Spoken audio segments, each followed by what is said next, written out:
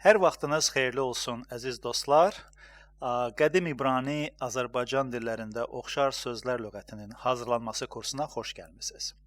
Bugün 9-cu dərsdəyik və mövzumuz qədim İbrani dilində umma və Azərbaycan dilində ümmət sözlərinə həsr olunub. Çox maraqlı 8-9 dəqiqəlik dərsimiz olmalıdır. Gəlin yaxından bu sözlərlə tanış olaq. Deməli, qədim İbrani dilində umma kimi səslənən sözümüz 3 samitdən ibarətdir. Birincisi aləf, ikincisi məm və üçüncü samitimiz hey hərfidir. Üçü bir arada umma tələffüzünü bizə yaradır.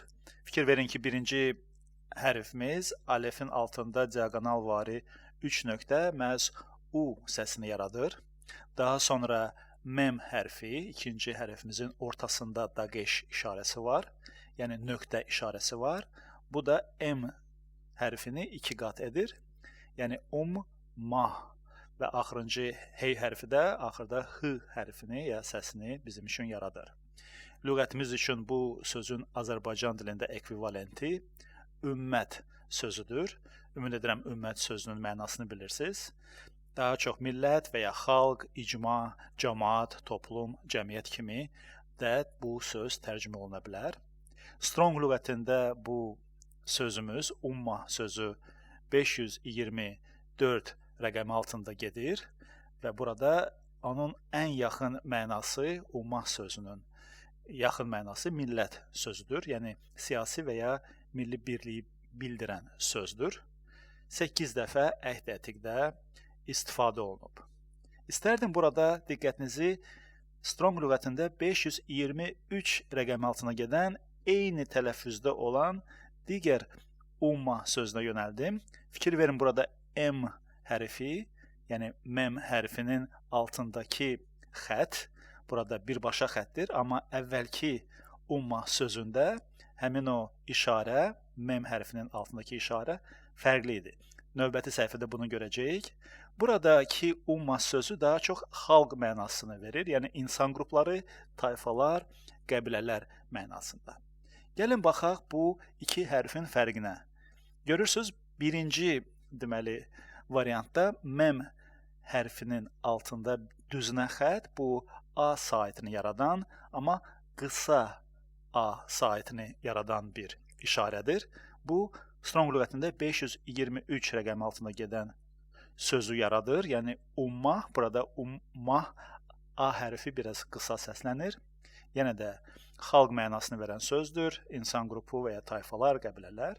İkinci M, yəni 524 rəqəmi altında gedən Strong lüğətində umma sözündəki məm hərfinin altında belə baxaq T vari bir işarə verir. Bu da uzun A-dır.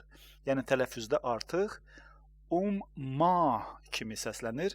Birinci mənası da millət deməkdir. Yəni siyasi və ya milli birlik. Ümid edirəm tez də olsa bunu biraz qavraya bildiniz. Yoxsa yenə də lütfən videomuza baxın və izləyin. İndi isə gəlin baxaq umma sözü 524 rəqəmi altında olan umma, yəni millət mənasında gedən söz necə səslənir? Daniel Peyğəmbərin kitabı 3-cü fəsil 29-cu bənddə. Bizim bu araşdırdığımız sözlər sarı rəngə alınıb. Belə ki, diqqətiniz onlarda olsun.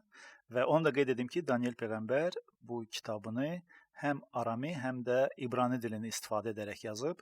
Bəzi hissələr arami, bəzi hissələr isə İbrani dilindədir. Bu bənd bilavasitə arami dilindədir, amma onun İbrani dilindəki tərcüməsinə baxıb qulaq asacağıq. Gəlin birlikdə qulaq asaq.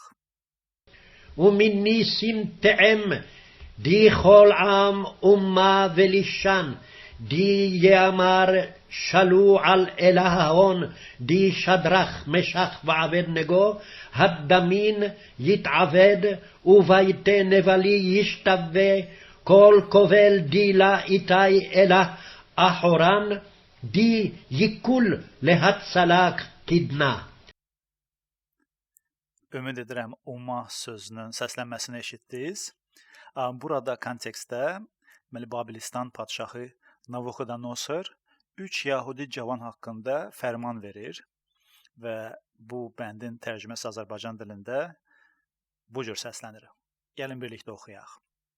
Mən fərman verirəm ki, Şadrakın, Meşakın və Avednegonun Allahına küfür edən hər xalqa, millətə və dilə mənsub olan adam parça-parça ediləcək və onların evləri zibilliyə çevriləcək. Çünki bu cür xilas edən başqa bir Allah yoxdur. Burada diqqət mərkəzində millət sözüdür. Fikir verin ki, həm xalq yazılıb, həm millət yazılıb. Amma məhz millət sözü üçün burada ummah sözü orijinalda istifadə olunub və bu da bizim məhz lüğətimizin sözüdür. Onu da qeyd etmək istərdim ki, əvvəlki səhifələrdə yəqin ki, gördüyünüz bir rəqəmini, yəni ummah və ümmət sözləri bizim birinci kateqoriyalı deməli sözlərimizə aid edilib. Yəqin ki, ikinci kateqoriyada verə bilərdik, amma ümmət sözü inanmıram ki, çox adam bu sözü bilməsin. Danışığımızda bəzən istifadə olunur və Azərbaycan dilində ümmət sözü bizə heç də yad olan söz deyil. Amma birbaşa bu ummah sözlərinin tərcüməsi ya millətdir, bu 524 rəqəmi altında Strongda gedən sözümüz, ya da xalqdır və ya tayfadır. Bu da 523 rəqəmi altında gedən ummah sözü, qısa A saytı istifadə olunan sözümüzdədir.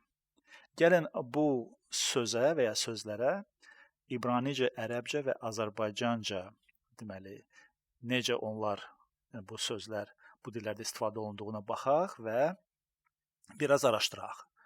Deməli, yenə də niyə ərəbcə? Çünki Azərbaycan dilinə bu söz məhz ərəb dilindən gəlib. Ümmət sözü ərəb mənşəli sözdür və həm İbrani, həm ərəb, həm də Azərbaycan dillərində bu söz özünə məxsus məna daşıyır. Yəni heç də yəni 100% tam dəqiq eyni mənanı vermir, amma oxşarlıqları çoxdur.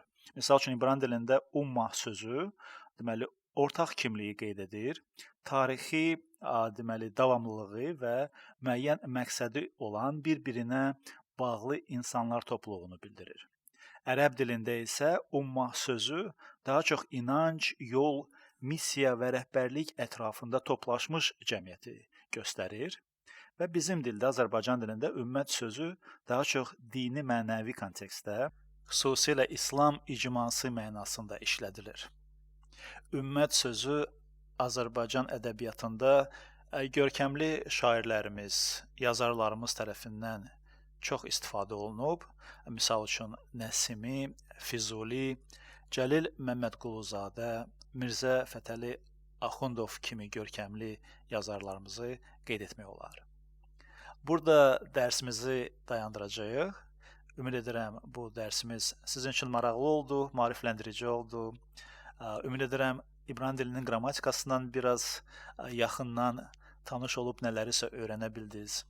Xahiş edirəm suallarınız yaranarsa, şərhləriniz olarsa və ya ola bilsin düzəlişiniz var ki, nəyisə qeyd etmək istəyərdinizsə, lütfən şərh bölməsindən istifadə edin, əlaqə saxlayın. Biz məmnuniyyətlə bütün şərhlərinizi oxuyuruq və suallarınız, fikirləriniz yarandığı halda onlara münasibət bildirməyimiz və ya cavab verməyimiz bu bizim payımıza düşəcək.